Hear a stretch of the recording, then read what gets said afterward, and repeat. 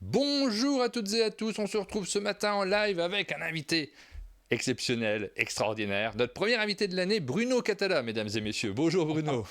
Bonjour Martin. Bonjour à tous qui nous regardent, parce que cette émission, pour ceux qui la regardent ensuite sur YouTube, est enregistrée en direct sur Twitch, et c'est une chance parce que vous allez pouvoir participer, vous allez pouvoir nous poser des questions. Vous le faites tous les jours, c'est tous les matins pour ceux qui nous rejoignent aujourd'hui, qui regardent pour la première fois peut-être ce replay. Tous les matins de 8h à 9h, nous sommes en live sur Twitch, on fait plein de choses, on parle de jeux de société, on découvre des auteurs qui se déplacent au chalet. C'est pas le cas aujourd'hui, Bruno est chez lui, confortablement installé, et on va avoir l'occasion de pouvoir aborder plein de sujets différents. Je regarde d'ailleurs vos commentaires, vraiment. N'hésitez pas à poser des questions au fur et à mesure, on va les surveiller tous les deux, Bruno et moi. On Hum. pourra répondre. L'idée de cette émission, c'est aussi de passer un bon moment ensemble, Bruno, de pouvoir échanger, de se raconter l'année 2024, Ouais, ouais. et puis de regarder peut-être un petit peu l'année 2025. Je crois que tu nous as réservé quelques petites surprises. Ouais, ouais, ouais, bah, effectivement, parce que tout est. Enfin, j'ai pris un peu de temps pour écrire un bilan sur mon site. Quand je dis un peu de temps, je pense qu'en temps cumulé, ça m'a pris 2 journées complètes hein, quand même de faire ça. Mais c'est un exercice que je fais avec plaisir parce que j'aime bien les échanges que ça engendre. Et puis ça me permet moi aussi de me poser finalement, puis de faire du recul. Et au moment où je l'ai écrit, ben, depuis ce moment-là, il s'est passé d'autres choses. Donc ça veut dire qu'il y a un petit peu plus, je vous le mets quand même. Voilà, on va pouvoir parler de tout ça. Vous voyez le sommaire qui est indiqué en bas de cette émission. On parlera des jeux de 2024 de Bruno Catala, bien entendu, mais de l'année 2024 de manière générale. Ensuite, nous aurons la chance de répondre à vos questions. Alors, je l'ai mis dans le menu, mais on le fera tout au long de l'émission en réalité. Les questions que vous nous posez en direct quand vous réagissez à ces différents sujets. Le secteur est en évolution, donc il y a quelques questions spécifiques sur l'évolution du secteur sur lesquelles nous allons revenir également, parce que j'ai envie d'avoir ton avis là-dessus. Forcément, on a l'occasion de discuter, tu as un regard particulier sur ces questions-là, et tu les as abordées dans ton bilan que j'invite tous ceux qui ne l'auraient pas lu à jeter un petit coup d'œil. Ça sera différent de cette émission, quoi qu'il arrive, et ça permet de compléter aussi ton ressenti, l'écrit, ça apporte quelque Oui. chose. On Sachant que terminera avec les là jeux. comme souvent, parce que ça n'est que le partage de mon feeling, de mes impressions, de la façon dont je le vis, ça n'a pas valeur de vérité. C'est Ouais, non, simplement un prisme, forcément. Ouais. non, mais ça nous passionne. On, Oui. on est passionné par le jeu de société, donc discuter ensemble, ça nous fait plaisir, quoi qu'il arrive. On terminera avec les jeux de 2025, puisqu'il y aura peut-être quelques annonces en fin d'émission, des jeux dont on n'a jamais entendu parler, et que nous allons découvrir, qu'on attend avec beaucoup d'impatience. Très chouette année 2025, en tout cas moi les projets, j'ai eu l'occasion d'en jouer quelques-uns, parce que je connais Hum. l'un de tes fameux co-auteurs qui passe beaucoup de temps au chalet, qui nous en a montré. Tu fais quelques jeux avec Ludovic Maublanc, et Ouais. je les attends Et avec beaucoup d'impatience. Ça va être Ludovic est le, festif co- sur le, ce le plan-là. co-auteur avec lequel j'ai fait le plus de jeux. Et pas les plus mauvais, si je puis me permettre. Bah non, mais c'est parce qu'il est bon, hein, ce que je te dis. Alors commençons justement par montrer cet article que tu as rédigé. Donc c'est sur le site, sur ton site, brunocatala.com, c'est ça, c'est un Ouais, .com. c'est ça, ouais, tout à fait. Vous avez la possibilité de le découvrir, ce site-là. Je le montre en même temps. Hop, voilà, regardez, vous pouvez vous connecter. Tu fais chaque année un bilan avec ce qui s'est passé les années d'avant, sauf l'année dernière, tu ne l'avais pas fait, je ne m'étais même pas rendu compte. Non, non, je ne l'ai pas fait. En fait, bah, c'est ce que j'explique en début d'article. L'an dernier, enfin 2023, quand j'ai voulu commencer à écrire mon bilan en fin 2023, j'ai commencé, en fait. Et comme ça commençait forcément par la disparition de Serge, qui était quelqu'un qui comptait beaucoup pour moi et pour d'autres personnes, évidemment, j'ai essayé, j'ai effacé, j'ai réécrit, j'ai réeffacé et j'ai arrêté parce que finalement, ça devenait tellement douloureux que j'y arrivais pas. Oui, Donc je l'ai pas fait. Il y a des gens. Ce qui m'a fait plaisir d'une certaine façon, c'est qu'il y a des gens qui m'ont écrit pour me dire, mais ton bilan, on l'a pas vu cette année, tu le fais pas, etc. J'ai pas répondu parce que je pouvais pas répondre en fait. Et oui. voilà. Et puis c'est une phase, ce que j'explique dans l'article, qui a créé chez moi beaucoup de questionnements sur même simplement mon envie de continuer tout simplement en fait. Et voilà. Oui, c'est une question qui est assez importante. Je dirais que ces questionnements-là, tu les as évoqués avec moi. Ça fait 2 ans qu'on se croise très régulièrement au Mm. chalet, bien entendu, et que tu me disais que tu te posais des questions, comme on le fait tous, régulièrement, mais tu étais le premier à évoquer ces questions-là au chalet, en tout cas, de Mm. où est-ce qu'on va. Je ne exactement. veux pas dire que tu as anticipé une forme de crise qu'on a pu rencontrer ces derniers temps dans l'esprit des gens. Je ne sais pas si on peut parler de crise vraiment dans le jeu de société, dans la mesure où Je suis pas les sûr, ventes ouais. sont toujours importantes. C'est un secteur qui bouge et Ouais. qui accède de plus en plus aux médias généralistes. Donc il y a une vraie portée actuellement le jeu de société. C'est vrai, Ouais. je le vois, moi, quand je discute avec des médias généralistes, on s'intéresse à ce sujet-là, ce qui n'était pas le cas il y a 5-6 ans. Mais beaucoup ressentent en tout cas des évolutions. C'est un secteur qui est en évolution, voire en révolution. Bah, de toute façon, tous les secteurs, enfin, tout est en perpétuelle évolution. Et comme d'habitude, de toute façon, c'est la loi depuis que l'homme est homme. Hein, c'est tu t'adaptes ou tu disparais de toute façon à un moment donné. Mais moi, c'est venu aussi, je pense, tout ça, ces évolutions-là, elles sont venues me chercher à un moment où, effectivement, j'ai aussi l'âge que j'ai. C'est-à-dire que j'approchais, enfin là, j'ai 60 ans passés. Il y a un moment donné, ça fait maintenant plus de 20 ans que je fais ça avec la même passion, avec la même envie, etc. Mais il y a un moment donné, je me rappelle aussi très bien, et ça, c'est quelque chose que j'ai en moi depuis le début d'auteur, je me rappelle très bien mon tout premier can, où en fait, moi, j'étais avec mes protos, mes tout premiers protos, avec plein d'enthousiasme en train de chercher des éditeurs. Et il y avait un auteur qui devait avoir l'âge que j'ai aujourd'hui et qui lui aussi faisait ça. Et je me rappelle du proto, je ne dirais pas le nom de la personne parce que c'est quelqu'un vraiment d'adorable, mais c'était tellement. Enfin, il fallait pas faire ça, quoi. C'était obsolète. Enfin, c'était plus du tout dans l'air du temps. Et à un moment donné, je me suis toujours dit, il faudra que j'arrête avant de devenir ça. Ah Et oui. forcément, les années passant, si tu veux, je m'interroge sur le moment où peut-être que, enfin, c'est un peu comme un sportif. Peut-être qu'il faut éviter de faire le match de trop, tu vois, à un moment donné. Tu vois, Et donc, forcément, c'est quelque chose que j'ai dans un coin de la tête. Et la disparition de Serge m'a fait un big bang complet par rapport à ça, si tu veux. Ça a remis ça sur le devant de la scène, enfin, de ma scène à moi, si tu veux, de me dire, mais est-ce qu'il faut continuer? Est-ce que ça a un sens? Est-ce que ce que je fais enfin, mérite, enfin, je veux dire presque aussi un syndrome d'imposteur d'une certaine façon, tu vois, non mais, D'imposteur, non. Je non pense mais que ça va. c'est Ça, on te débile, l'interdit, Bruno. Tu peux pas non avoir mais un syndrome d'imposteur. non mais c'est débile, mais c'est venu me chercher là-dessus, si tu veux. En me sentant aussi chaque année un peu plus en décalage par rapport au milieu, et puis voilà, donc à un moment donné, me dire, ben oui, moi ce que je fais c'est important pour moi, mais est-ce que c'est important pour les autres en fait? Alors cette question essentielle de l'avenir, voire de changer de secteur, nous on l'a énormément croisé ces dernières semaines et on ne s'extrait pas de ces questions-là parce que tout le monde se pose des questions sur Bien sûr. ce que sera le secteur dans 5 ans. On ne se représente pas, on sent que ça va tenir quelques années, mais on ne sait pas combien de temps. Et nécessairement, j'ai beaucoup de retours de personnes qui me disent j'arrête dans Ouais. des milieux qui sont différents, qui sont ceux de l'influence, des auteurs, de l'éditeur. Il y a, je ne sais pas si c'est une crise, mais en tout cas, il y a un renouvellement qui a Ouais. lieu en ce moment. Toi, tu l'évoquais il y a 2-3 ans, on le voit vraiment sur cette fin d'année 2024, ce début 2025. Et puis moi, ça m'a finalement, enfin, je parle aussi de ce voyage au Québec avec un accueil qui m'a rafraîchi la tête, qui m'a rafraîchi tout. Et ça m'a permis de me recentrer sur l'essentiel, c'est-à-dire pourquoi est-ce que je fais des jeux, en fait. Pourquoi est-ce que je fais des jeux? Et ben, je ne fais pas des jeux pour gagner ma vie, en fait. Et je n'ai jamais fait des jeux pour gagner ma vie. Je fais des jeux parce que c'est important pour moi, c'est des jeux parce que ça me permet un contact avec des personnes, ça me permet, c'est du lien social, y compris pour moi d'ailleurs. Enfin, je veux dire, en fait, c'est essentiel. Et en réalité, je ne sais pas faire autre chose. Et Oui. donc, du coup, il y a deux choses qui sont complètement dégrafées. Il y a le fait de ma création qui est importante pour moi et que j'essaye de continuer finalement parce que c'est une pulsion, parce que je ne sais pas faire autrement. Et il y a à côté gagner sa vie. J'ai la chance aujourd'hui que je gagne ma vie parce que je fais des jeux, mais je ne fais pas des jeux pour gagner ma vie.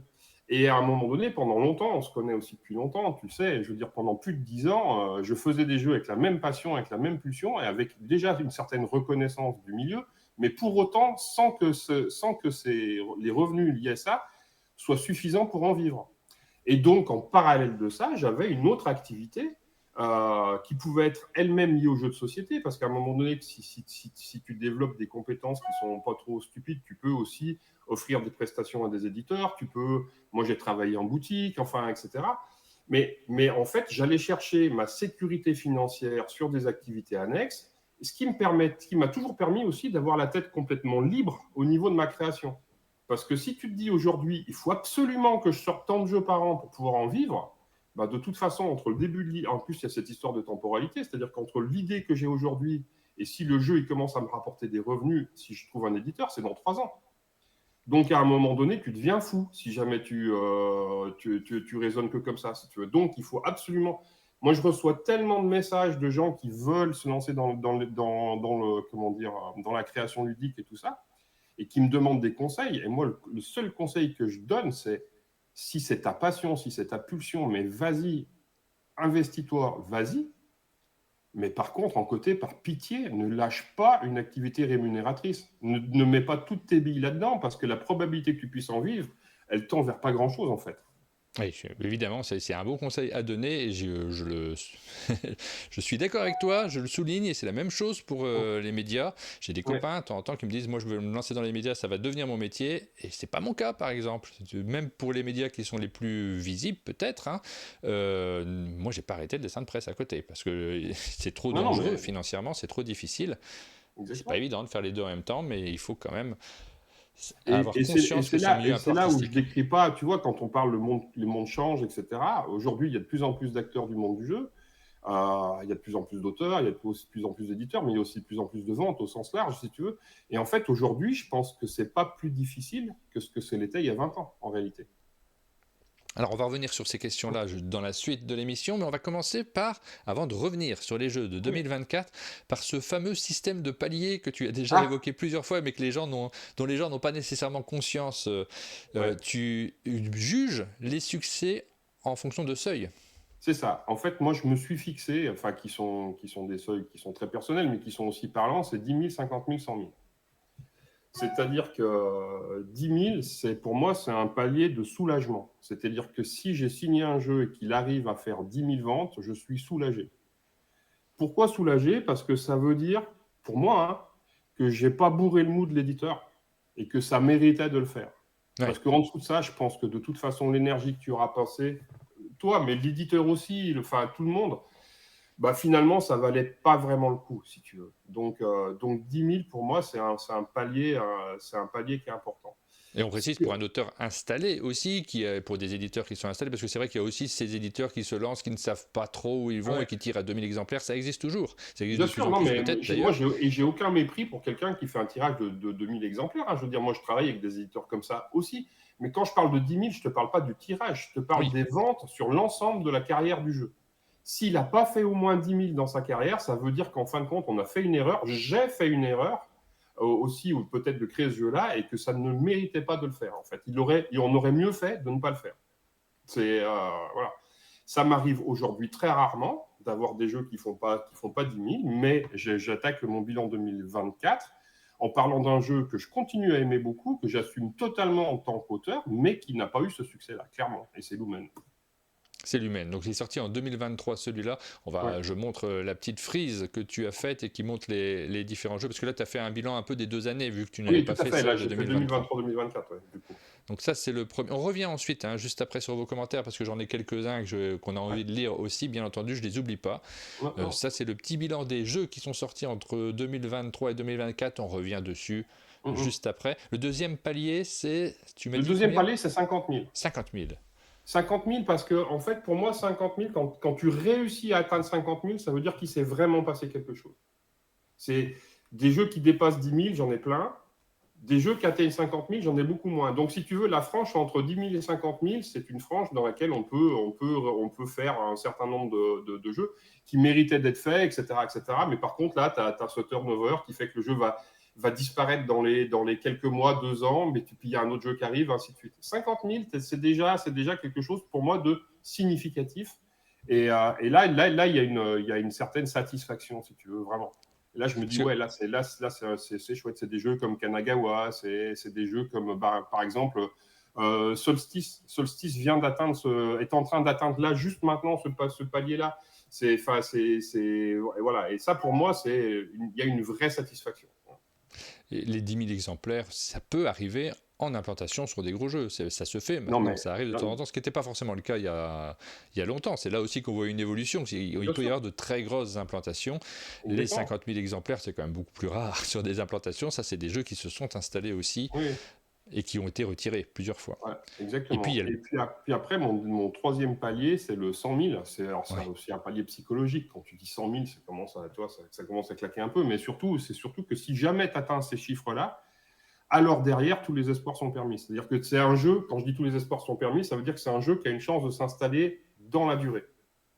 50 000, tu peux les faire en 2 ans, 3 ans, et puis le jeu, c'est fini derrière, tu vois. Alors en même temps, moi, si tous mes jeux font 50 000, je signe tout de suite, hein, je veux dire, c'est pas le propos. Mais si tu atteins 100 000, alors éventuellement, tu as peut-être un jeu qui est parti pour 5, 6, 7, 8, 10 ans plus, tu vois. Et là, pour un auteur, avoir quand même comment dire, un fonds de commerce, entre guillemets, un fonds de roulement récurrent, bah, c'est quand même sacrément confortable. Et donc, du coup, ces jeux-là, pour moi, ils sont assez essentiels. Et c'est aussi le Graal pour les éditeurs qui cherchent ça avec beaucoup d'intérêt, ce qu'on appelle les fameux long sellers. On va regarder la liste des jeux que tu as Sachant que, sortis. juste pour préciser, dans tout mon propos qui est dans mon article, il n'y a aucune plainte. Je me plains de Oui, rien. Hein. Je dresse simplement un constat et moi, je suis très content globalement de ce que je vis. Hein. Je veux dire, il n'y a pas de. Tu vois, non, c'est important de le dire parce que c'est vrai que des gens, des fois, le prennent pour eux. C'est pour ça que je suis revenu sur la question exactement. des petits tirages, des éditeurs qui n'ont pas ces paliers-là. Il ne s'agit pas non plus de jeter la pierre. Évidemment, on sait très bien que tu ne penses pas ça, mais Bon. parfois c'est bien de le souligner pour éviter tout malentendu. Et là, On... je réponds en passage à une question qui est posée dans le chat, puisqu'on C'est est ce que sur les j'allais chiffres faire. de vente. En fait, on me demande les ventes de King Domino. Donc aujourd'hui, dans tout ce que j'ai fait, mes 2 meilleures ventes sont en premier Seven Wonders Duel, qui a dépassé les 2 millions d'exemplaires, juste, Oui, et King Domino, qui lui, les atteint là maintenant, juste. Quand je dis King Domino, je parle du King Domino de base. Hein. oui, la version de Donc, base du jeu qui a eu le droit d'ailleurs à une refonte oui, qui va arriver en mai. qui va arriver, donc c'est pour cette année. Ouais, exactement. Donc ça, c'est mes 2 meilleures ventes. Et en fait, le troisième, celui qui est monté sur la troisième marche du podium, eh ben, c'est Sea Salt and Pepper. C'est lequel, pardon, j'ai pas entendu. C'est Sea Salt and Pepper. Sea Salt and Pepper, oui, avec Théo Rivière. Ouais. Et là, c'est un succès récent, puisque celui-ci, ça fait C'est pas un très longtemps qu'il succès est très sorti. récent. Et là, on a atteint les 500 000. Et donc, c'est juste, franchement, c'est magique. Quoi. On va revenir sur d'autres retours. On a Simon, par exemple, de Blam, dont on va reparler après, puisqu'il y a une actualité chez Blam également qui nous dit que pour les éditeurs, il faut complètement se réinventer pour réussir à faire des jeux qui méritent de sortir et qui en même temps permettent de vivre. C'est une année charnière, il est d'accord sur ce constat-là. Et on va voir qui va réussir à faire cela. On risque d'avoir des surprises. On va regarder, on va suivre le marché de manière générale, mais il y aura de toute façon du mouvement là-dessus. Voilà, t'es pas le seul à faire des retours sur cette année-ci, puisqu'on a Bob Danuc ici de Florian Siriex qui a également fait son bilan de l'année. Il y a Florian, il y a Julien Protière aussi qui a écrit des choses intéressantes aussi. Et Rachel signale qu'on entend des notifs, c'est peut-être moi, je viens d'éteindre le son sur mon téléphone, pardon si c'était moi, parce que d'habitude je suis toujours en silencieux, et là, hier je devais attendre un coup de fil et j'ai allumé le son du téléphone, ce que je fais jamais, forcément j'oublie. Et on a David de Lucky Duck Games qui nous demande si c'est des chiffres France ou international, c'est international. Non, c'est international. Moi, je fais pas de. Ce qui m'intéresse, c'est l'ensemble, c'est pas de distinguer marché par marché. Renner qui nous dit qu'il est trop fan de Sea Salt and Pepper. C'est vrai que c'est un jeu qui a trouvé très rapidement son public. Alors, public double, parce que on va évoquer cette question-là également. C'est un jeu qui est présent à la fois en boutique, les gens l'achètent en boutique, mais c'est un jeu qui a connu un vrai gros succès sur Board Game Arena. Il est disponible sur la plateforme et il y a beaucoup de gens qui l'ont découvert aussi via cette plateforme. Tu l'évoques dans l'article également. Tu as un petit paragraphe sur les jeux en ligne. Ça devient important, les jeux en ligne. C'est important en fait. C'est un outil, hein, de toute façon. Une adaptation numérique d'un jeu, c'est un outil. C'est un outil qui a deux mérites, on peut dire. Premièrement, ça peut te permettre de faire découvrir un jeu avant sa sortie. Alors évidemment, il faut mettre des jeux solides. Hein. C'est-à-dire que si au bout de 3 parties, tu as l'impression que tu as fait toutes les parties du jeu, il faut éviter de le numériser. Mais quand tu as des jeux qui créent quelque chose de potentiellement addictif et surtout qui peuvent se jouer très facilement à 2, parce que la grande majorité des parties sont quand même jouées à 2 joueurs, alors ça peut être une bonne façon de faire découvrir un jeu. Là, tu as par exemple, je crois que la semaine prochaine, tout le monde devrait pouvoir jouer à Zenith, le prochain Playpunk, qui est un deux joueurs de Grégory Grard et d'un co-auteur dont je ne connais pas le nom, mais je sais qu'ils sont deux. Et que moi, j'ai joué en proto il y a déjà un an et demi et j'ai juste hâte d'y retourner parce que ça m'avait vraiment hypé. Donc voilà. Mais toi, typiquement, le jeu va sortir sur BGA un mois ou 2 mois avant sa sortie boutique. C'est une bonne façon, en fin de compte, de préparer, de faire du marketing finalement de ton propre jeu. Et puis, bien évidemment, l'autre aspect, c'est entretenir une communauté autour de ce jeu, c'est-à-dire de continuer à avoir une base de gens qui y jouent très régulièrement, parce que forcément, comme on est dans de la diffusion virale au niveau du jeu de société, et ben, quand tu es très à l'aise dans un jeu, puis que tu as des gens qui viennent à la maison, lequel tu sors celui avec lequel tu es à l'aise. Et donc, du coup, tu continues à entretenir cette contamination virale et potentiellement générer des nouvelles ventes et ainsi de suite.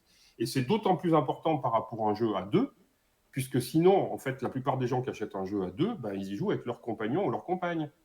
Et donc, la contamination, elle est tout de suite close. Et là, par contre, pouvant jouer avec des gens du monde entier sur des plateformes telles que BGA, et ben, du coup, tu continues à pratiquer ton jeu, tu continues à contaminer des nouvelles personnes quand tu as aussi des amis qui viennent à la maison, ainsi de suite. Et donc, du coup, c'est vraiment important. Complémentairement, pour nous, auteurs, on ne va pas se cacher, c'est une source de revenus quand un jeu commence à bien marcher sur BGA, c'est une source de revenus qui n'est pas négligeable.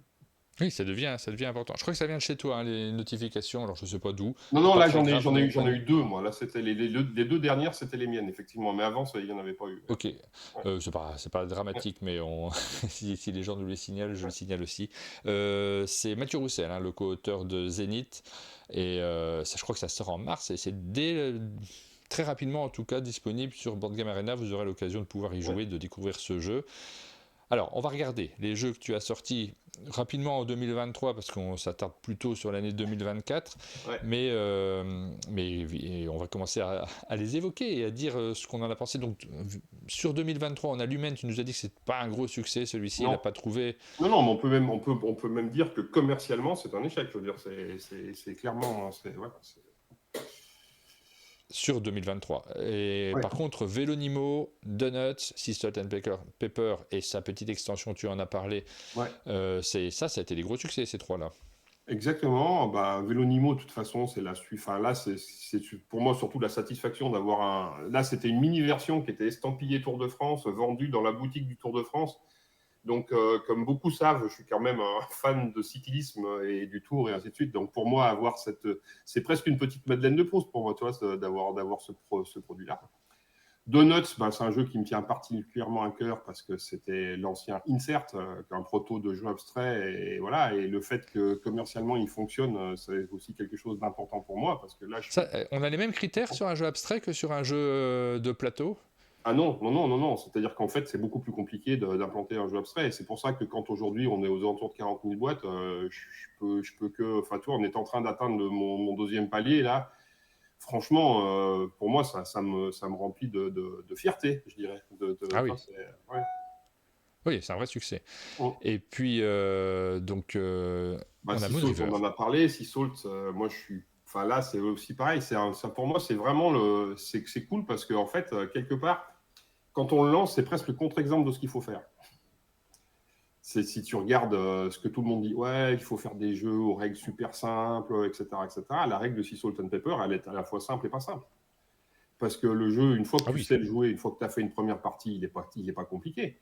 Par contre, quand tu dois l'expliquer à des nouveaux joueurs, bonjour, c'est même moi qui le connais par cœur, je sais que ça n'est pas facile. Il y a une complexité dans la prise en main des combos, de savoir comment tu marques tes points, à quel point tu peux finir ta manche, est-ce qu'il faut que tu fasses un pari ou pas.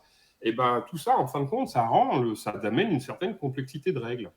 Sauf que on y a pensé avec Théo, on a énormément bossé là-dessus, on a tenté des tas de variantes qui étaient beaucoup plus simples, mais sauf qu'en fait, tu perdais, sans mauvais jeu de mots, le sel du jeu.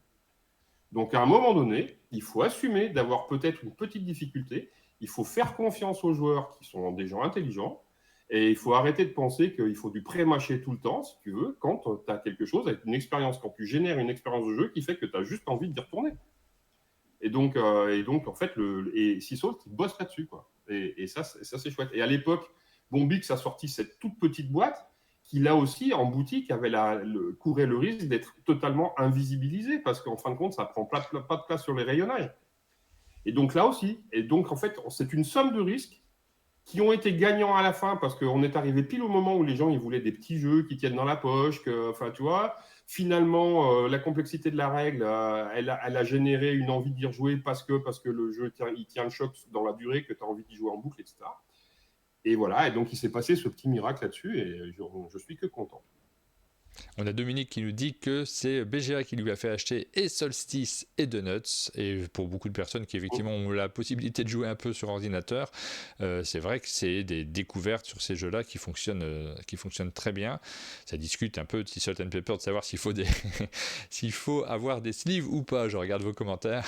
Moi, C'est la grande question pour les spécialistes des jeux de société. J'aime pas les sleeves. Donc moi, j'aime bien le contact du carton. Oui, moi je mets que des caleçons aussi. Voilà pour les petits commentaires. N'hésitez pas à nous laisser des questions. On va regarder les jeux de 2024 pardon, plus précisément. Moon River, on n'en a pas parlé, qui était une nouvelle version sur la mécanique de base de King Domino, mais qui nous emmène... C'est presque un King Domino Legacy, puisque c'est un King Domino dans lequel tu fabriques tes dominos. Le twist du jeu, il est là-dessus. C'est qu'en fait, c'est des pièces de puzzle qu'on assemble pour faire. Donc voilà, c'est un cran, c'est un tout petit peu plus gamer, on va dire, que le King Domino de base, mais voilà, c'est une chouette version aussi. Donc là, c'est absolument pas un échec. Mais évidemment, ce n'est pas les ventes de King Domino non plus. Mais par contre, les ventes sont plus que suffisantes pour dire que oui, ça méritait d'exister. Sur 2024, alors, on a du Abyss avec l'extension De Profundis. Ouais. Donc, De Profundis, ça pour moi, déjà, premièrement, c'est un vrai bonheur. Pourquoi ? Parce que là, c'est dans la relation auteur-éditeur. C'est-à-dire que Bombix fait partie des rares éditeurs qui veulent s'inscrire dans la durée et qui ne sont pas simplement en train de regarder, bah tiens, on va faire un coup, puis on va faire un autre coup, puis on va faire un autre coup. Donc, quand ils croient à un jeu, quand ils implantent un jeu, quand ils travaillent sur un jeu, pour eux, c'est pour partir dans la durée. Et avoir un éditeur qui est intéressé par faire une petite opération 10 ans plus tard sur un jeu, eh ben ça, c'est chouette. Et donc, 10 ans, ce petit booster, c'est une opération avec simplement 10 cartes, mais qui renouvelle un petit peu le jeu, pour finalement célébrer les 10 ans d'Abyss. À titre d'exemple, il y a un autre jeu qui est sorti en même temps et qui me tient particulièrement à cœur, c'est Five Tribes. Il ne s'est rien passé de ce côté-là. Oui, et c'est vrai que Five Tribes, j'aimerais bien qu'on en reparle, parce que c'est un jeu tellement important. Moi aussi. Il est toujours en vente, Five Tribes. Oui, il est toujours en vente, mais là, si tu veux, là, c'est là aussi la différence entre travailler avec un très gros éditeur et un éditeur plus modeste. C'est que Five Tribes, qui fait partie de la pieuvre asmodéenne aujourd'hui, eh ben, en fait, c'est un jeu parmi plein, si tu veux. Et tant que les ventes qui vont être générées naturellement sans qu'on fasse spécialement quelque chose dessus seront suffisantes pour justifier le tirage d'après, eh ben, on le fera. Mais aujourd'hui, les ventes de Five Tribes pour un groupe comme Asmodée, c'est de l'argent de poche. Oui. C'est je te paye un café, en fait, quelque part, tu vois. Et donc, à un moment donné, mettre de l'énergie, même si pour moi, les revenus générés ne sont pas négligeables, pour eux, mettre de l'énergie là-dessus, ça n'a pas de sens. C'est ça, c'est mettre des personnes, parce que les personnes en question, les gens qui travaillent chez Days of Wonder et qui ont été à l'origine du premier Five Tribes, ça ne veut pas dire qu'ils ne sont pas du tout motivés, eux, pour faire quelque chose dessus. Là, je te parle vraiment je te parle pas de personnes, je te parle de stratégie de groupe, de stratégie de finance, en fait. Et donc là, du coup, pour eux, en fait, eux, on va leur demander de faire d'autres choses. On va leur demander surtout de bosser sur le prochain aventurier du rail, etc., qui potentiellement est plus générateur de revenus que de faire un petit truc à l'occasion des 10 ans de Five Tribes, qui, moi, m'aurait fait plaisir, mais qui, pour eux, financièrement, n'a pas de sens à l'échelle du groupe, tu vois. Alors que quand tu es chez un éditeur plus modeste, chaque jeu est un jeu important. Et donc, à un moment donné, tu n'as pas du tout le même rapport. Et du coup, en termes de plaisir pour moi en tant qu'auteur, forcément, bien évidemment que je suis très content de bénéficier de la grosse machine asmodéenne, par exemple, par rapport au jeu qui est derrière toi, qui est le duel Seigneur des Anneaux, qui est d'autre côté.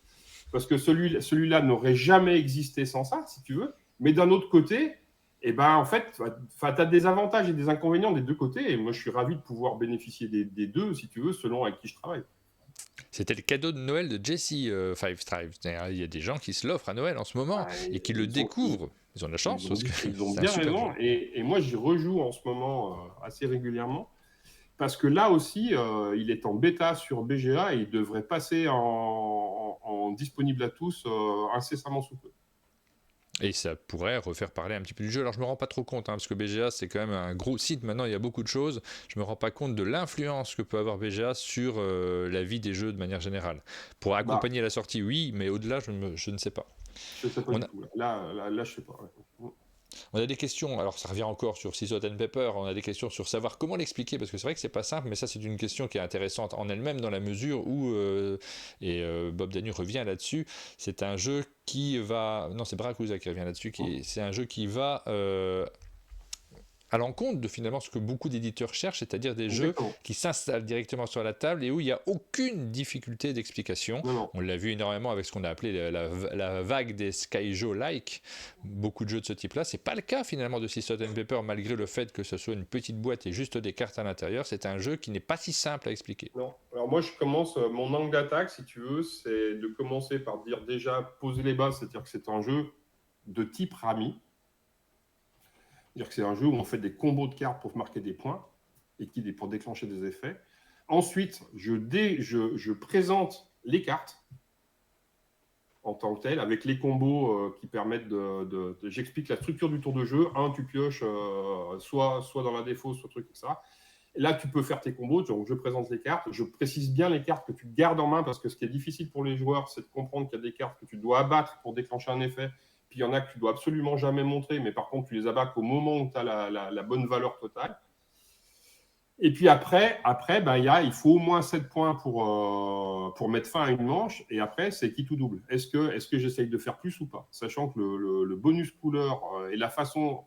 En fait, j'explique surtout sans forcément rentrer dans le détail de comment ça marche, que quand tu fais un pari, c'est pour maximiser l'écart que tu vas avoir avec les autres joueurs si tu le réussis. Mais par contre, évidemment, si tu le rates, donc est-ce que tu joues la sécurité ou est-ce que tu joues le risque? Et puis après, tu fais un tour de jeu, tu fais une première manche, et normalement, à la fin de la première manche, c'est parti. Mais il faut quand même 10 minutes d'explication préalable à la première manche, plus la première manche, pour que tout le monde se dise « Ah oui, ça y est, maintenant c'est bon, c'est parti ». Alors on nous dit, il me semblait bien, il faut expliquer toutes les cartes. Ben oui, il faut expliquer les cartes et en même temps... Effectivement, c'est pas le jeu immédiat, ça va pas Non, parler du à un tout, du tout. public peut-être qui a besoin de ne pas avoir de règles, et c'est souvent Mais le cas finalement, puisque le c'est marché... assumé, si tu veux, le succès du jeu aujourd'hui montre qu'il a largement diffusé auprès de publics qui ne sont pas du tout joueurs spécifiquement Oui, et qui, au contraire, l'ont adopté et ils jouent encore et encore. parce qu'on apprend... Il faut quand même pas oublier que les jeux traditionnels sont pas simples à expliquer de base. Non. Quand on se lance sur des tarots, il faut un petit temps d'adaptation. Aujourd'hui, on a un peu la flemme des fois d'écouter les règles et c'est tout à fait normal, on ne Non, change mais pas les gens regarde là-dessus. des jeux qui font partie du patrimoine culturel, je veux dire. Aujourd'hui, la belote n'existerait pas. Je peux te dire qu'il y a beaucoup d'éditeurs qui diraient, mais jamais on fait ça. Attends, mais alors cette carte-là, elle vaut 20 quand c'est un atout, mais elle vaut que 2 quand c'est pas un atout. Enfin, c'est de la merde ton truc, quoi. Ça va pas du tout, quoi.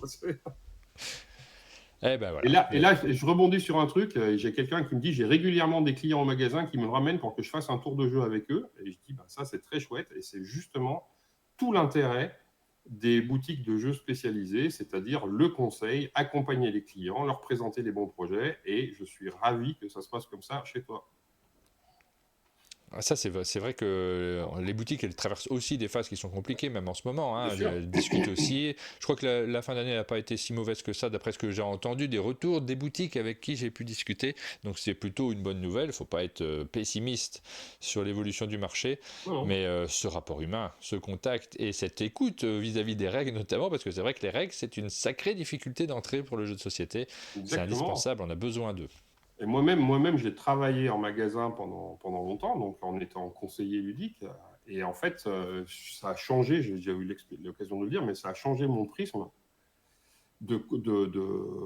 concernant la complexité des règles. Et c'est là où je me suis rendu compte que des choses qui, pour moi ou pour nous, qui avons l'habitude de jouer, étaient évidentes, à quel point, pour une grande partie des gens qui venaient en boutique, c'était déjà très, très compliqué. Donc là, moi, ça a vraiment changé ma vision de là où poser les barrières, en fait. On continue avec 2024 sur Seven Wonders Duel, donc celui-ci on en a déjà parlé, gros succès sur une implantation incroyable, une place quand on regarde le top des ventes des différents acteurs, les boutiques ludiques, quand elles font leur top des ventes, on voit qu'il est très bien placé. Sur les sites de vente en ligne, je l'ai vu aussi situé sur le podium des meilleures ventes.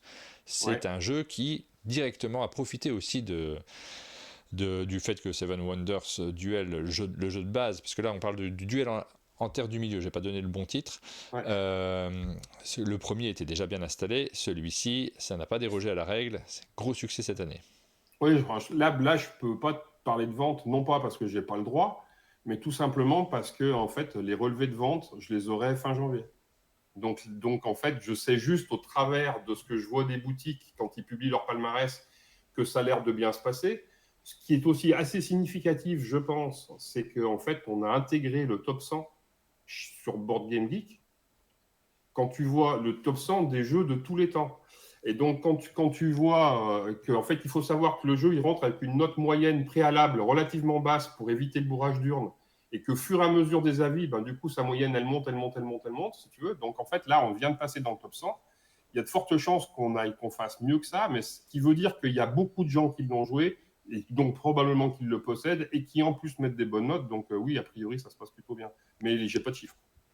Antares a bien raison de dire qu'il a profité du fait que c'est un excellent jeu. C'est vrai qu'on parle de son aïeul, mais c'est un très bon jeu de base et c'est un jeu qui est... On pouvait se poser la question de savoir, parce qu'avec des licences, des fois, on se dit, il n'y a peut-être pas besoin de faire... on l'a déjà vu sur d'autres jeux, pas besoin de faire une nouvelle version, mais là, c'est quand même pas du tout le même jeu. On a envie, quand on aime Seven Wonders Duel, d'avoir une extension. À chaque fois, on est content, et là, c'est un standalone, c'est encore mieux. Oui, tout à fait. Non, mais de toute façon, c'est là aussi où il faut pas se leurrer. Et bien évidemment qu'il y a des mécanismes communs entre les deux jeux. Sinon, ça ne s'appellerait pas duel. Enfin, voilà. Mais pour autant, c'est toujours pareil. Avec le même outil, tu peux créer des choses très différentes. Enfin, je veux dire, dans ton établi, tu as sans doute un marteau, des clous et un tournevis. Et en fin de compte, une fois, tu as fait un tabouret. Puis une autre fois, tu as fait, je sais pas, une étagère à épices. Ça n'a rien à voir. Et en fait, entre Seven Wonders Duel et Duel pour les terres du milieu, c'est pareil. C'est quand tu joues aux deux, non, tu vis pas la même chose. C'est pas la même expérience ludique et c'est deux jeux qui sont réellement différents.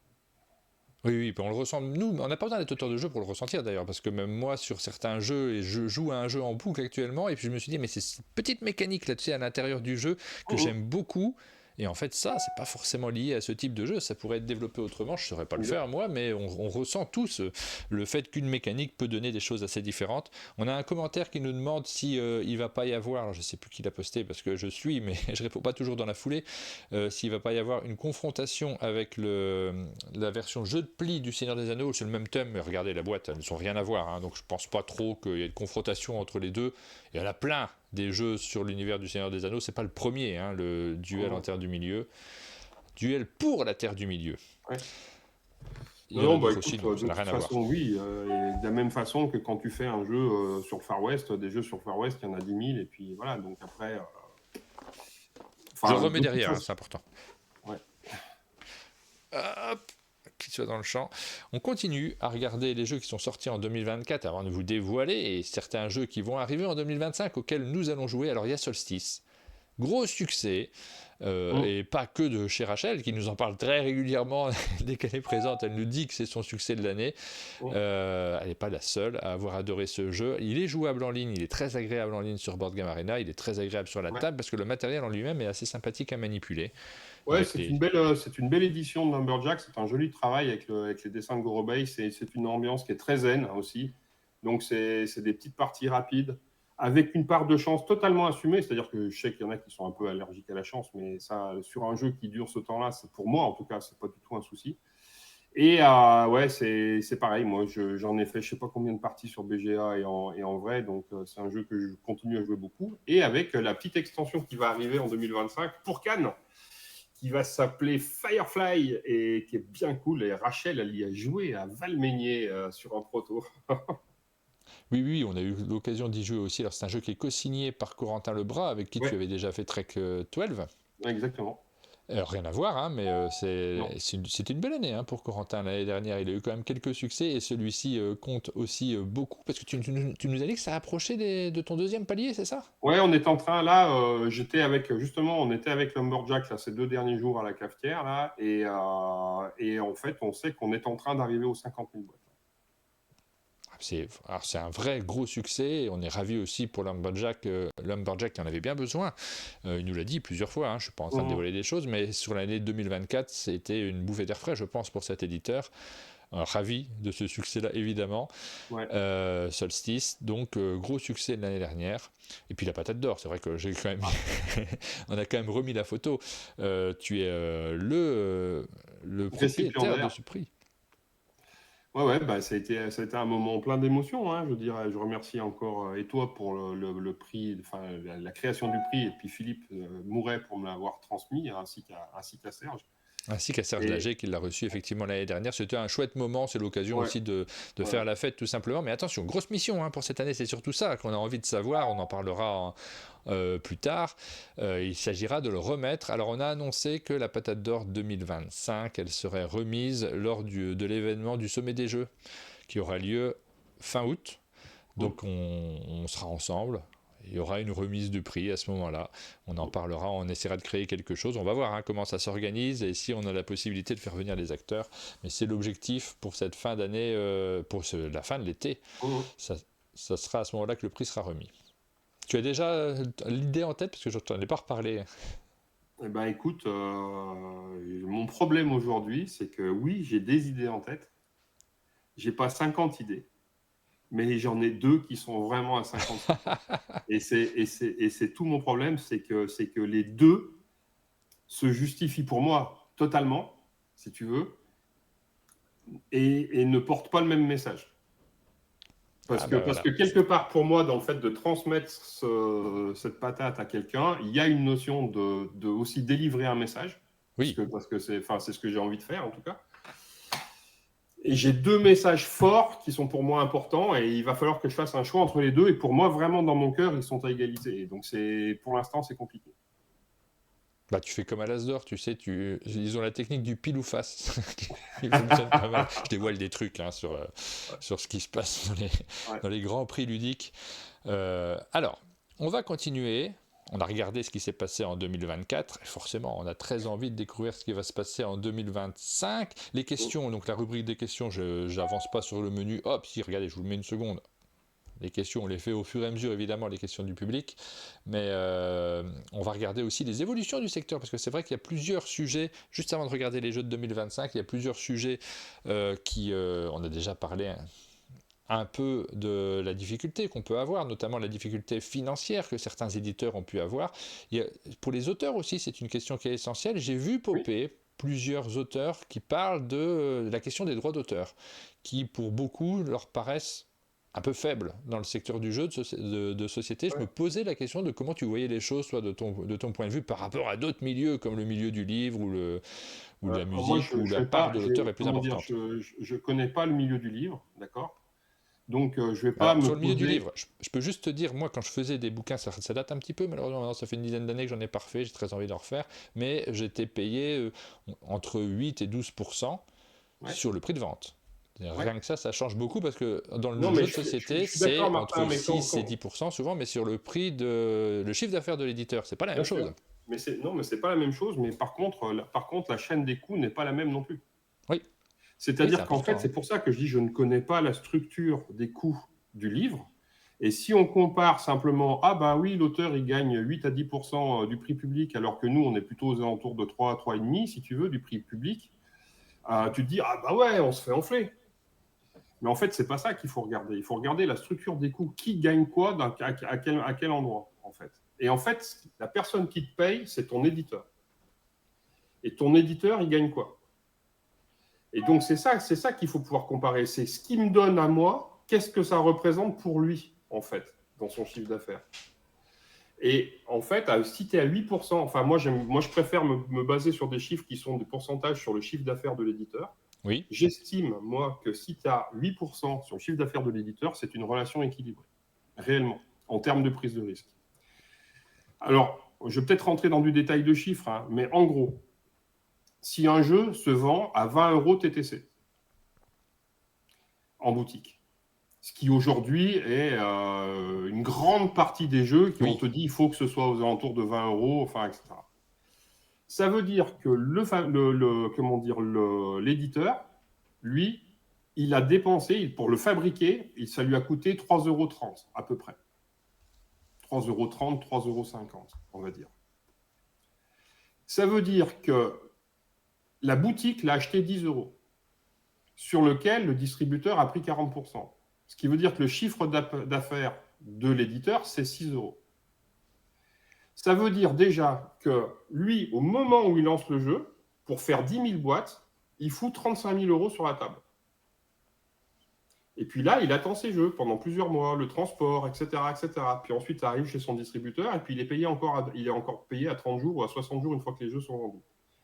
Pour revenir simplement, pour avoir remboursé sa mise de départ, en fait, il faut qu'il ait vendu quasiment 6 000 jeux sur les 10 000 qu'il a produits.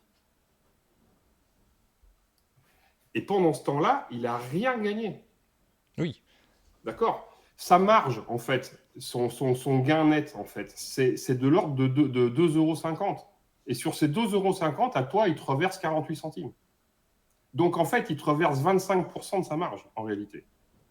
Et c'est déjà beaucoup, parce que tout le risque financier, c'est lui qui le porte. Ça ne veut pas dire que nous, on n'a pas de risque, parce que forcément, on a travaillé en amont, on a utilisé du papier, de l'imprimante, du temps, etc. Mais lui aussi. Et lui, en plus, il paye les salons avec sa marge. Il paye ses salariés avec sa marge, etc. Donc, en fait, quand tu regardes l'ensemble, ce que lui coûte l'auteur à l'intérieur est loin d'être négligeable. Et ce n'est pas d'un revers de main, bah non, on n'est pas assez payé.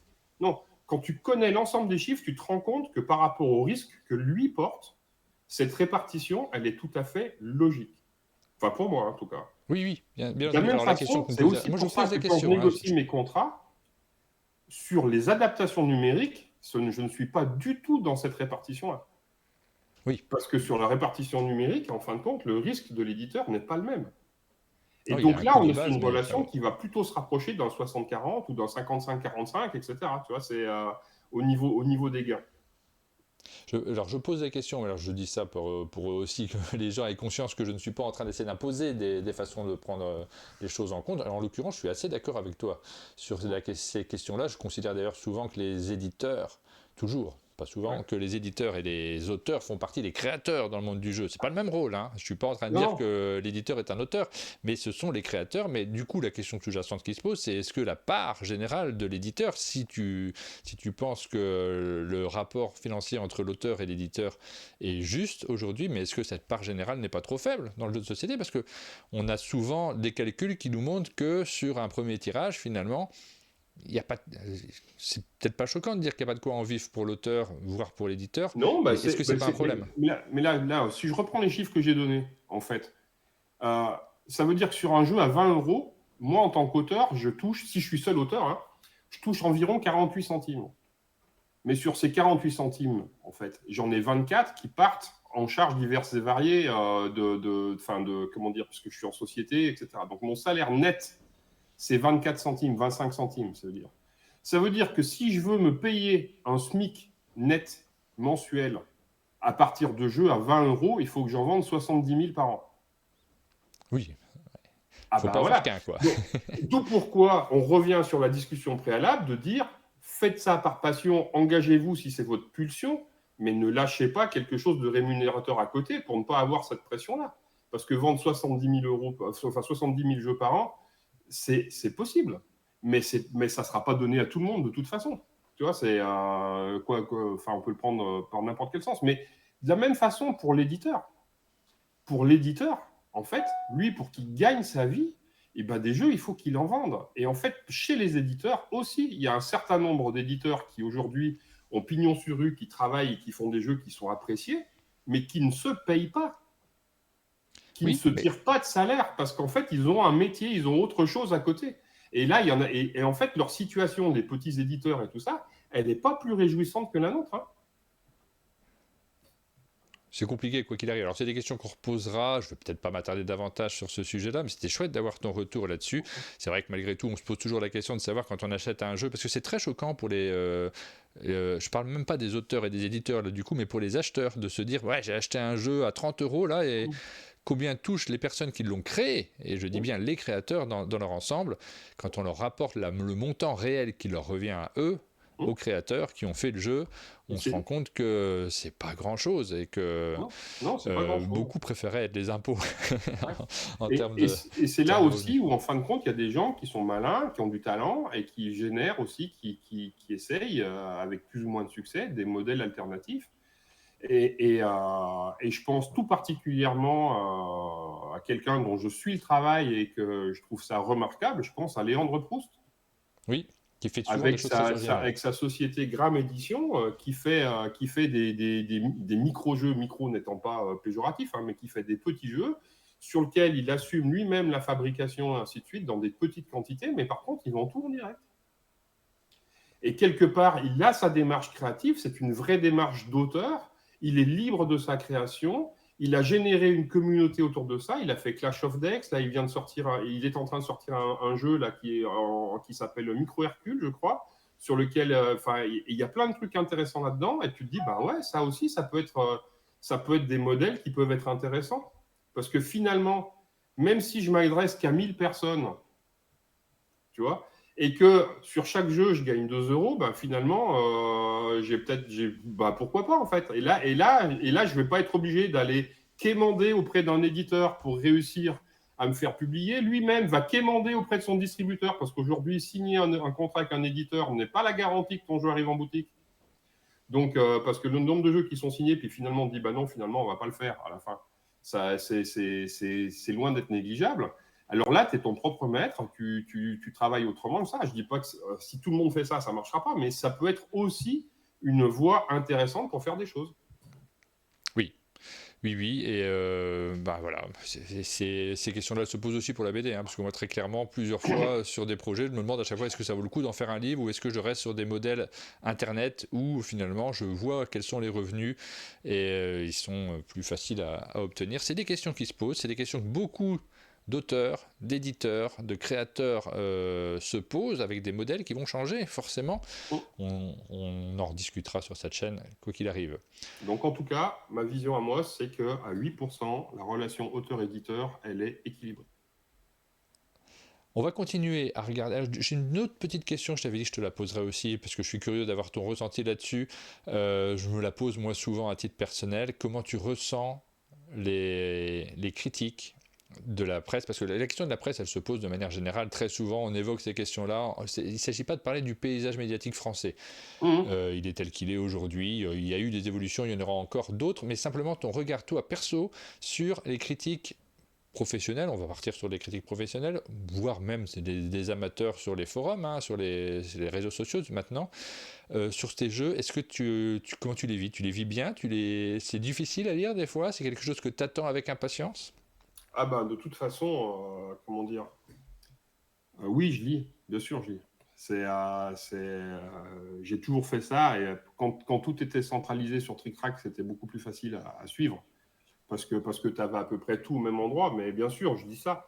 Et j'ai aucun souci avec le fait de ne pas être compris ou que les jeux ne soient pas appréciés comme je le souhaiterais, tout ça, tant que les critiques ne concernent pas l'homme, entre guillemets. Oui, bien sûr, ouais. Parce que dans l'ensemble des critiques, il y a aussi parfois, il y a parfois un peu de la volonté de nuire, parfois. Ça existe. Ça a toujours tendance comment dire, à m'agacer. Mais voilà. Donc, généralement, je me tais, sauf si ça dépasse certaines bornes, auquel cas, je ne serai pas forcément ingrat dans la réponse. Mais parce que je viens du rugby et s'il faut aller au mastic, je peux y aller. En fait. Donc, Il y a c'est pas un Paracusa qui problème. nous marque, Bruno a quand même beaucoup et surtout des critiques positives, non, tout le monde l'aime à Non, non, non, raison, pas du oui, tout, bien pas du sûr. tout, parce que on est en France et le succès agace. Donc, il y a des gens que ça agace aussi de voir toujours les mêmes personnes et puis etc. Donc, non, non, non, mais globalement, bien sûr, j'ai la chance d'avoir des critiques positives. Mais ce qui m'intéresse dans la critique, moi, c'est à l'intérieur. De toute façon, c'est le travail d'un auteur, de façon générale, y compris dès le prototype. C'est dans l'ensemble de tous les commentaires qui lui sont faits, c'est d'isoler ce qui vient faire résonner la petite voix que tu as à l'intérieur de toi, mais que tu veux pas entendre. Parce que en fait, ton jeu, tu as envie qu'il soit fini, tu as envie qu'il soit bien. Puis dans 99% des cas, il est bien. Et puis en fait, tu sais bien que là, il y a cette situation de jeu. Ouais, mais elle n'arrive pas souvent. Alors tu as envie de ne pas la regarder. Et bien, toutes les critiques, tous les commentaires qui viennent faire résonner ça, alors il faut les écouter. Il faut vraiment les écouter. Et puis ça mérite de se remettre en cause, de se dire, mais comment je peux faire autrement, etc. Au moment de la construction du jeu, mais même postérieurement à la sortie du jeu, parce que ça permet d'apprendre, ça permet éventuellement de voir des choses que soit tu voulais pas voir, soit tu étais passé à côté. Ça peut arriver aussi. D'accord. Et puis après, il y a tout ce qui emmènerait le jeu dans un ailleurs qui serait ni mieux ni moins bien, un ailleurs qui conviendrait mieux à la personne qui est en face de toi, mais qui n'est pas la voie que tu as envie de faire toi. Et moi, je suis désolé, je ne fais pas des jeux pour les gens, je fais des jeux pour moi, en fait. Et je fais les jeux que j'ai envie de jouer moi, et après, j'essaye de convaincre de me suivre sur cette voie-là, en fait. Et donc, dans l'ensemble des critiques qui sont faites, eh ben, j'essaye d'écouter ce qui vient faire résonner cette petite voix et de le prendre en compte. Ce qui m'a amené souvent, quand j'ai fait des versions 2 ou 3 de certains jeux, voire même quand je retravaille certains systèmes de jeu pour faire d'autres jeux derrière, de garder ça en tête et de m'appuyer dessus pour ramener des versions peut-être plus abouties, etc. Et voilà. Et donc ça pour moi, c'est... Et finalement, regarder les critiques, pour moi, en réalité, c'est précieux. C'est important aussi. Et émotionnellement, c'est pas difficile parfois quand un jeu sort, parce que le commentaire de Barracuda était chouette, hein, de dire que tu as surtout des critiques positives. Barracuda, pardon, c'est super, mais en vrai, les critiques positives, on se dit ouais, c'est normal, mais on les prend pas. Enfin, moi, perso, hein, je les prends jamais en compte. C'est très souvent, bon, voire on sait pas les prendre des fois. Ça nous gêne un peu de recevoir des critiques positives. Par contre, celles qui sont négatives, qu'elles soient justifiées ou pas, c'est pas si simple à gérer. Non, mais je suis pas, tu sais, moi, je suis une éponge à émotions, hein, évidemment que ça me touche, mais après je me suis aussi blindé par rapport à tout ça. Et puis bon, l'avantage que j'ai eu peut-être par rapport à d'autres auteurs, c'est que j'ai commencé finalement relativement tard. Je veux dire, mes premiers jeux sont sortis, j'avais déjà 40 ans. Et donc, avec un peu de vécu, avec un peu de recul et avec déjà un passé en entreprise aussi, où en fonction des succès que tu as dans l'entreprise, plaire, déplaire, les jeux internes et ainsi de suite, tout ça, tu as une idée de ce que c'est la patte humaine. J'ai bossé, pareil, quand tu t'engages dans des clubs de sport, tu sais bien aussi qu'est-ce que ça donne. Donc voilà. Donc, tu as quand même ce recul-là. Mais je pense que pour un jeune auteur qui débute, qui a 20 ans et puis qui a du succès, puis qui commence à se faire à la fois encensé et à la fois démonté sur Internet, je pense que ça ne doit pas être que simple, en fait. Et je peux comprendre dans d'autres domaines, hein, par exemple, quand on voit des très jeunes chanteurs qui font des télécrochets, etc., je pense qu'il y a de quoi ça peut faire péter un câble, tu vois, voilà, toute proportion gardée. Donc là, nous, on n'est heureusement pas dans cette médiatisation-là et je ne la recherche absolument pas, mais globalement, dans l'ensemble, franchement, les gens, ils sont plutôt bienveillants avec nous, avec moi en particulier, donc j'ai plutôt cette chance-là. Mais de temps en temps, tu peux lire des choses qui sont blessantes. Parce que le j'ai pas aimé ne me dérange jamais. Mais quand tu lis dans le commentaire une volonté de faire mal, parce que parfois ça existe, je veux dire, oui, bah là ça fait un peu bouillir à l'intérieur. Alors je te propose de terminer cette émission en regardant les jeux qui vont arriver en 2025, parce que c'est ce qu'on attend, on a envie de rêver un petit peu, et c'est vrai que dès que je vois des boîtes de jeux, moi je suis déjà en train de me projeter sur les soirées que je vais passer et les moments ludiques qui vont avoir lieu autour de la table. De chouettes annonces hein, pour 2025, voire au-delà, parce qu'il y a des projets dont on parlera qui peut-être vont arriver un peu plus tard également, Ouais. et notamment, ça y est, il y a le Cyclade, c'est ce mois-ci hein, qu'il arrive Cyclade. Alors, aux dernières nouvelles, oui, c'est février, je crois, c'est février, il me semble. Ça y est, on a cette fameuse boîte. C'est gros succès en fait ce financement participatif. Ouais, Je me souviens plus du ça s'est montant très qui a bien été passé. atteint, Ouais, mais je crois qu'on parle d'un nombre à 7 chiffres, c'est ça? enfin, je veux pas dire de bêtises, mais je crois que enfin, moi, j'aime pas raisonner comme ça, mais parce que pour moi, un jeu, c'est pas simplement des sous. Mais je crois que le Kickstarter avait levé 1,3 million, un truc comme ça. Ouais, c'est ça. Ouais. Donc très gros Donc, succès, ça fait partie, parce que c'est pas toujours été simple, hein, les financements participatifs l'année non. dernière. Là, celui-ci a bien fonctionné, et surtout, Ouais. c'est le revival d'un jeu qui avait connu déjà un gros succès lors de sa première Ouais. sortie. Il y a toujours des joueurs pour ce type de jeu. Et puis là, il a vraiment été retravaillé. Bon, on avait fait une partie au chalet Oui, avec toi, que super. les gens doivent pouvoir retrouver d'ailleurs Oui, oui. sur la chaîne. Donc, s'ils veulent se rendre compte, et le système de jeu a vraiment été, tout en conservant sa substantifique moelle, retravaillé pour un jeu plus dynamique, plus voilà. Et avec là, l'édition, elle est folle, quoi. Donc ça, c'est chouette. Ouais. Donc voilà, Cyclades, c'est un jeu qui arrive là tout de suite. Ensuite, on a commencé à voir les images de Gatsby, un jeu qui est co-signé par ton co-auteur officiel, Ludovic C'est pas mon Maublanc. co-auteur officiel, mais je dirais que il faut même aller un tout petit peu au-delà de ça, c'est-à-dire que c'est pas qu'il n'est pas co-signé par Ludovic Maublanc, il est initié par Ludovic Maublanc, qui m'a invité sur ce projet-là, sur un projet qui était déjà relativement avancé au niveau de sa construction, mais sur lequel il butait sur certains trucs, et il m'a fait l'amitié et l'honneur de m'inviter. Enfin, voilà, pour moi, ça fait partie des projets cadeaux, parce que moi, on m'a invité sur un... Et toute la conception amont du jeu, c'est un jeu, enfin, c'est une envie de Ludo, vraiment. Alors, je crois qu'à l'origine même, c'est Il y avait une même envie de Christine dedans thème aussi. de Christine Elcouf, qui est l'illustratrice du jeu, sur lequel ils ont essayé de travailler à deux. Et effectivement, ton apport, il est important sur un jeu à deux. On retrouve, quand on y joue, effectivement, quelques mécaniques, en tout cas quelques sensations, plus que des mécaniques, que tu maîtrises particulièrement bien. J'ai adoré, moi, les parties que j'ai faites sur le prototype. C'est vraiment, ça fait partie des jeux que j'attends le plus, moi. C'est rigolo parce que c'est un jeu que j'adore jouer, moi, personnellement, parce que ça correspond totalement à ma came en tant que joueur, mais c'est un jeu que j'ai du mal à pitcher. C'est-à-dire que si je devais décrire le jeu pour les sensations de jeu qu'il donne, en fait, c'est rigolo parce que quand j'ai écrit mon article, je me suis dit, mais je dis quoi, en fait? Parce qu'il faut le jouer, en réalité. Et c'est dur, le système de jeu est super simple, mais par contre, pour vraiment comprendre la tension permanente que ça va te il faut y jouer. Je dirais que j'aime pas faire du SECOM, mais si on veut se projeter sur une expérience de jeu, l'expérience de jeu la plus similaire, la plus proche que je connaisse, c'est Blitzkrieg. Oui, il y a un petit peu de ça. Effectivement, on a un côté tir à la corde, mais il y a des mini-jeux à l'intérieur. C'est-à-dire qu'on va se battre sur des jeux différents. Ouais. Alors que dans Blitzkrieg, c'est le même tir à la corde sur chaque secteur. Exactement, ouais. Et effectivement, ouais, je l'attends avec beaucoup d'impatience. On a Play6 qui nous dit il croyait que Christine Elcouf était autrice sur ce jeu-là. Non, c'est pas le cas. Elle n'est pas autrice du tout sur ce jeu, mais elle est à l'origine de l'univers. Elle avait très envie de développer quelque chose et de dessiner sur ce thème-là. C'est bien un jeu de Bruno Catala et Ludovic Maublanc. Donc ça, c'est chez Catch Up Games. Ouais, et ça va arriver en mai, je crois, un truc comme ça. Enfin, au printemps, en tout cas. Je sais pas, j'ai pas la date exacte, mais ouais. Et on souhaite le même succès que les précédents jeux de Catch Up Games. C'est un éditeur que l'on cite. Ouais. C'est chouette pour eux. Moi, je suis très content pour eux. On les cite comme des modèles aujourd'hui. Ils ont eu une très belle année. Ouais, puis là, ils ont fait un travail qui était loin d'être évident parce que le jeu, en fait, éditorialement, il n'est pas simple justement à mettre en image. Et il y a eu un gros travail là-dessus et je ne peux que les remercier d'avoir été à l'écoute. Et puis Christine aussi a fait un super taf là-dessus, donc c'est cool. Ouais. Ensuite, on a un petit visuel. Qu'est-ce que c'est que ce petit visuel? Quel petit visuel? Ah ça, justement, c'est du Bombix. C'est du Bombix. On revient dans l'univers d'Abyss.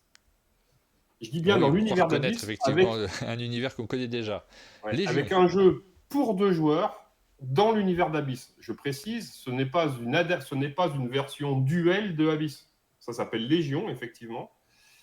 Et c'est un jeu dans lequel on est à 3, puisqu'en fait, je suis associé à Charles, bien évidemment, mais aussi Johan Goupy, si tu veux. Et là, on a fait un pur jeu d'affrontement à 2 joueurs dans l'univers d'Abyss. Et malheureusement, je ne peux pas en montrer plus aujourd'hui, mais j'ai encore reçu des illustrations hier. C'est juste taré ce qu'ils sont en train de faire. Vraiment, moi, chaque illustration que je reçois, ça me fout sur le cul, en fait. Donc voilà, on va l'attendre avec impatience. Là, on a un visuel exclusif qu'on a encore montré nulle part. Je crois que tu as négocié pour pouvoir le montrer dans cette matinale-là. Exactement, j'ai pleuré hier auprès de l'éditeur pour avoir le droit de le partager. Alors on vous le montre. Château Rossignol, qu'est-ce que c'est que ce jeu? Oh, mais je connais cet éditeur, Sandcastle Games. Ce serait pas l'éditeur qui a fait pas mal de gros succès ces derniers temps, dont Res Arcana, évidemment. Alors Château Rossignol, on est encore dans un jeu à 2 joueurs. C'est un jeu avec un tandem d'auteurs qui s'appelle Jérémy et Eliette Frel. Ce sont des amis et des voisins à moi, parce qu'en fait, ils sont d'Annecy. C'est leur premier jeu. Alors, Eliette, oui. Enfin, un premier jeu publié, parce qu'en fait, ils ont un autre jeu qui est signé depuis au moins 42 ans chez Studio H, et qui s'appelle, son nom de code, c'est Pinker Time, et qui est vraiment très bien aussi. Mais voilà, ça sera son premier jeu publié. Et Jérémy, lui, il a déjà fait des scénarios pour Unlock et pour Carte Aventura. D'accord. Et donc là, c'est un jeu à deux qui est basé sur comment dire, ça, sur le principe des planchers rossignols. Alors, les Alors, planchers le rossignols, plancher c'est ces rossignol, planchers c'est qui font du quoi? bruit C'est quand on marche dessus, c'est ça? dans les châteaux médiévaux japonais. Il y a des parquets qu'on appelle parquets rossignols. Pourquoi? Parce que quand on marche dessus, en fait, les lames de bois grincent d'une certaine façon qui ressemble à un chant d'oiseau. Et donc, on appelle ça plancher rossignol. Est-ce que tu peux nous faire le bruit pour qu'on se rende bien compte? Alors moi, je sais plutôt faire le corbeau, si tu veux. Non, ouais, on s'en passera. Voilà. Et donc, l'idée, c'est qu'on ne sait pas si c'est une légende pour le coup. Enfin, les parquets, ils existent, mais légende ou pas, en fait, ça avait été fait exprès pour repérer les intrus qui s'introduisaient de nuit dans les châteaux. Et donc là, on a mis en scène ça, en fait, où tu as un garde qui, lui, va piéger des lames de parquet pendant que des ninjas s'introduisent et essayent d'éviter de les faire sonner pour ne pas se faire gauler. Et eux, ils essayent d'aller piquer des reliques à l'intérieur du château. Et puis voilà. Donc c'est un jeu finalement de cache-cache d'une certaine façon, à deux joueurs, asymétrique, donc un vrai jeu asymétrique avec du guessing et une expérience de jeu qui peut se rapprocher un peu de quelque chose de type Mr. Jack. C'est rigolo, un jeu pour 2 joueurs, mais avec 3 auteurs, parce que pour les parties, c'est pas pratique, hein, mais bon, il y en a un qui regarde quoi, pendant la Voilà. conception. Donc chez Sandcastle, Vincent Dutré aux illustrations, Jérémy et Eliette et moi aux manettes, et puis voilà, ça devrait bien claquer. On l'attend avec impatience. Il y a une réédition des deux Bruno qui est prévue. Alors c'est pour 2025 aussi celui-ci? Oui, tout à fait. Ouais. Mission Planète Rouge, qui a eu le droit Exactement. déjà à plusieurs vies, hein, Mission Planète Rouge, on l'a déjà vu plusieurs fois. Exactement. Et encore une nouvelle boîte cette fois-ci. À quel est l'éditeur? Matago? Donc c'est Matago, ouais. C'est chez Matago. Donc là, avec le jeu reste ce qu'il est, hein, je veux dire. Globalement, pas. La seule véritable nouveauté qu'il y a dans cette mission, c'est qu'on a un plateau modulaire. C'est-à-dire qu'en fait, on ne va pas jouer systématiquement toutes les parties exactement sur la même configuration de planète. Donc voilà. Mais sinon, autrement, ça reste. Jouer à Noël et que c'est une tuerie, ce sont ces termes. Donc voilà, bonne nouvelle que ce jeu revienne en boutique. Je dois en avoir une ou deux versions au chalet. Je serais ravi d'avoir cette troisième version.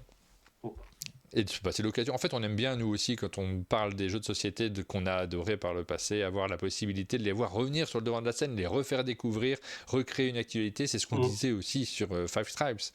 Il y a des jeux qui passent et qu'on n'attend plus, puis il y en a d'autres qu'on a envie de revoir. Ouais. Ensuite, on continue à voir la suite. On avait parlé de Blam en début d'émission. Celestia Duo. Voilà. Donc là, je me serais jamais permis, moi, de proposer un jeu dans l'univers de Celestia. Qui est un jeu de Aaron Westblum, si je me souviens bien. Et là, c'est Blam avec l'accord de l'auteur initial qui est venu vers moi pour me demander si j'avais envie de développer une version un jeu à 2 joueurs spécifique dans l'univers de Celestia. Et du coup, voilà, c'est ça qui va sortir. Je trouve la boîte très réussie d'ailleurs. Oui. Et le truc, le twist, en fait, en gros, c'est que Celestia, c'est un jeu de stop ou encore, en fait, de prise de risque. Est-ce que je reste à bord? Est-ce que je reste pas à bord? Et tout ça. Et la seule façon qui m'a semblé pertinente pour retranscrire cette tension-là dans un jeu à 2 joueurs, c'est que ce soit un coopératif. Et donc, on va jouer dans un coopératif à 2 joueurs en information caché, c'est-à-dire que je ne connais pas ce que tu as en main, tu ne sais pas ce que j'ai en main, et on va devoir prendre des décisions avec la prise de risque de continuer au risque d'aller trop loin et que ça ne le fasse pas. Donc c'est une année où il y aura, alors 2025 ou 2026 peut-être, il y aura aussi d'autres jeux coopératifs, mais il est trop tôt pour en parler, je crois. Non, on peut en parler. C'est parce que c'est signé en fait. Donc 2026, il y aura le retour des Chevaliers à table ronde dans une version 2.0. Donc ça, c'est chez Bombix. Ouais, Et qu'on attend avec impatience, hein, parce que celui-ci, clairement, on l'a vu plusieurs fois et ça fait aussi partie des jeux qui étaient absents depuis trop longtemps. Oui, et puis Les Seigneurs, on les Chevaliers de la comprendra que Table Ronde. c'est pas, pour moi, c'est pas un projet, enfin, c'est pas un jeu de plus, c'est un projet voilà, qui me porte, qui est essentiel. J'y joue toutes les semaines. Depuis cet été, j'ai fait 75 parties. Donc, tu vois, je veux que ça soit. Les gens, ils l'apprécieront ou ils ne l'apprécieront pas. Évidemment, je regarderai les critiques quand ça sortira, c'est sûr, mais je veux que de mon côté, je me sente irréprochable dans ce que j'ai fait parce que mon ambition, c'est de rendre hommage à Serge. Sur 2025, on n'avait pas tout à fait terminé parce qu'il y a plusieurs petites choses qui vont sortir également, sur lesquelles je n'ai pas forcément les visuels là. On Donc, a une petite extension grosse aussi, il y a on une en a déjà nouvelle parlé. version, il y a une nouvelle version de King Domino. Quand je dis une nouvelle version, attention, c'est juste les visuels qui ont été refaits. Le jeu reste identique. Ça a été totalement réillustré à la demande de Blue Orange par Pauline Detrat. Oui. Voilà, et dans une version qu'ils estiment plus correspondre aux critères de la GSS. Alors moi, là, je t'avoue que je ne suis pas du tout compétent pour en juger. En tout cas, le travail qui a été réalisé sur les tuiles et tout ça, c'est très chouette. Il y a un jeu qui ne s'appelle pas Logotype, mais c'était la seule image que j'avais. Bien, ça. Ça va s'appeler Urbanova. Et c'est en coautorat avec Andrea Menini, qui est un auteur italien, et avec qui j'avais fait Mosquito Show. Et c'est un jeu de 2 à 4 joueurs où on va voir une ville s'ériger peu à peu. Et ça sera chez Studio H. Et l'autre élément dont on n'a pas parlé, donc il y a un deuxième booster pour Sea Salt and Pepper qui va arriver aussi. Donc ça c'est cool. Avec, moi je joue plus sans de toute façon. Donc, voilà. Et puis enfin, la réédition d'un jeu abstrait à 2 joueurs qui s'appelle Haru Ishiban, qui va être chez Offline Edition dans un tube métal avec un joli tapis à l'intérieur qui va faire le plateau, du chouette matos. Voilà. Donc ça fait déjà une année bien chargée. Oui, alors il y a beaucoup de jeux, hein, effectivement, puis certains qu'on attend avec... à titre personnel, je ne les connais pas tous, donc c'est difficile pour moi de me projeter. Je ne connais pas notamment ce logotype qui m'a l'air super. Je ne crois pas y avoir joué. Je pense que tu y as joué dans une version qui s'appelait Central Park en termes de prototype. D'accord, ok. Ça te dit quelque chose? Tout de suite, non. Mais tu me dis que j'y ai joué, il faudrait que je revoie le matin. Je joue à beaucoup de trucs. C'est un jeu dans lequel on posait des immeubles en 3D sur un plateau. Ouais, je suis pas sûr d'avoir joué, j'ai un doute. Ah bon, alors ce qui est sûr, c'est que j'y ai joué au chalet, mais par contre, peut-être que tu n'étais pas, n'as pas participé à la partie. Je peux oublier des choses, mais tu vois, là, je me rappelle pas du tout, mais du coup, je suis très curieux.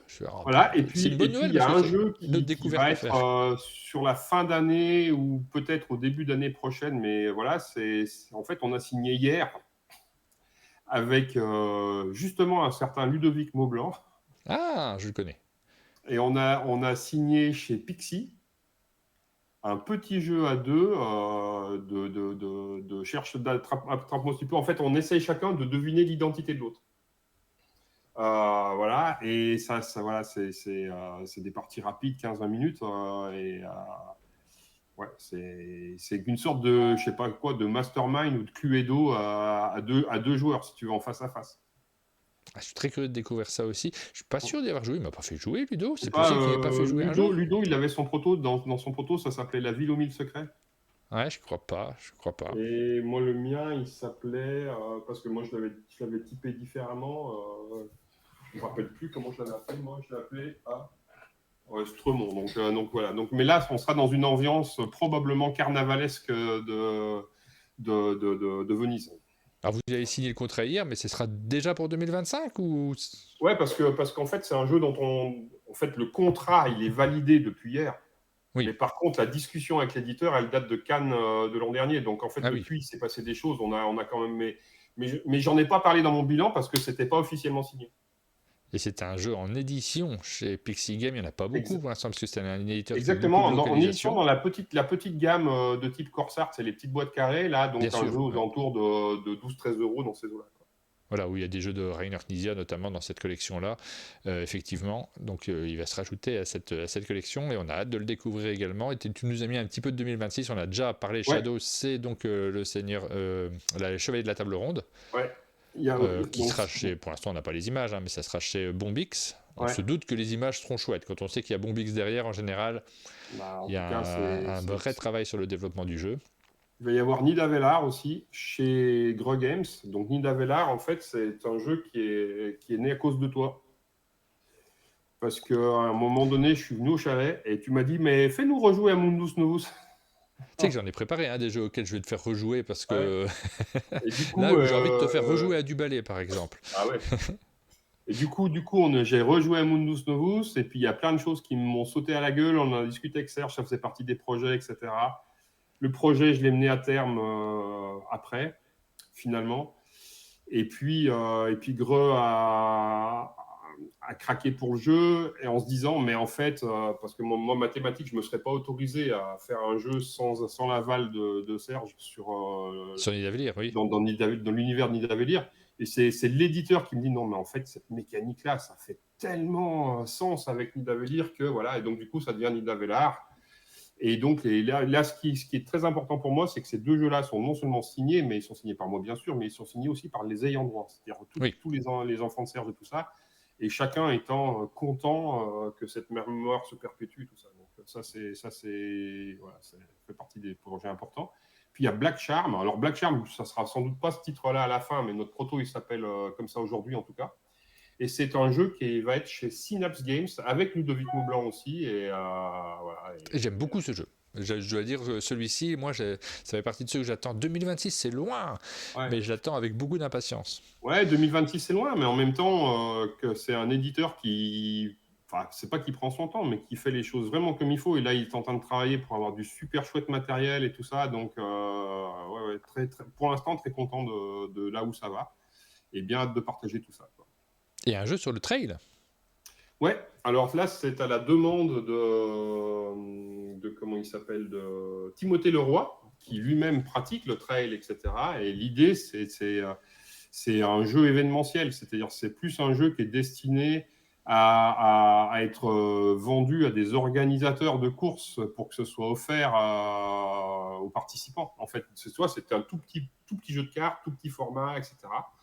Et par contre, là où c'est super chouette, enfin, de toute façon, déjà rien que ça, c'est chouette, mais là, c'est qu'on est adossé avec l'illustrateur qui fait Des Bosses et des Bulles, je ne sais pas si tu connais, et qui fait tout un tas d'illustrations, voire même de BD qui sont dans l'univers du trail, et qui, avec une sorte d'humour décalé qui fait que chaque image, en fait, te donne le sourire. Donc, c'est chouette.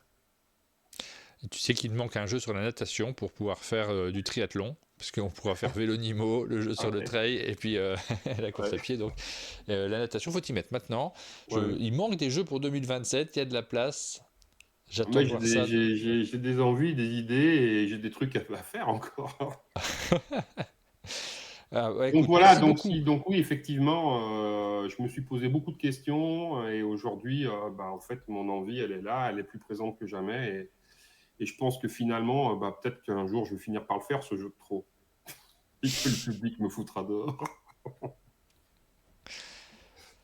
Merci beaucoup pour toutes ces présentations, parce que là, c'est vrai qu'on nous dit, Duncan nous dit, il y a Abyss pour la natation. J'ai pas pensé. Si on veut faire un vrai triathlon, on peut finir avec un Abyss. Je suis pas sûr que ça représente vraiment ce que c'est que la natation, mais bon. Donc très chouette programme.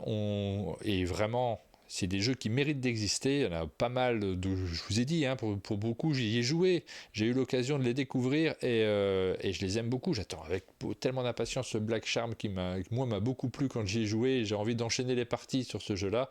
Par exemple, c'est que 2026 c'est chez Synapse, donc il va falloir attendre un certain temps avant que le jeu arrive dans nos boutiques. Mais les jeux qui vous créent des envies sont des jeux qui méritent d'exister. C'est aussi simple que ça. Parfois, on se pose des questions compliquées. Je te pose des questions compliquées pendant les émissions parce que on parle d'émotions, de ressentis, d'avenir du secteur, de plein de questions qui nous font pas forcément plaisir. Mais derrière tout ça, il y a de l'envie, tout simplement. Et si tu as l'envie à créer, on est ravis de l'entendre ce matin. Nous, on a l'envie d'y jouer. C'est chouette. Merci. En tout cas, j'espère que j'ai pas trop saoulé nos auditeurs là, parce que je pense pas, non. fait 1h30. Tu nous as tous fait plaisir là, parce qu'on partage tout ça avec tellement de. C'est un domaine passionnant et de passionné.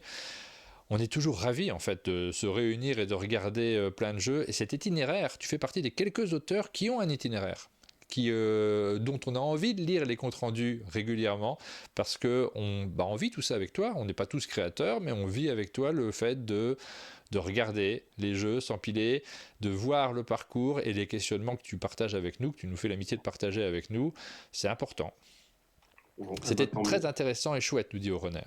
Bon, c'est chouette. Et puis, j'ai vu passer une question qui concerne l'1 heure avec Bruno du Black Friday.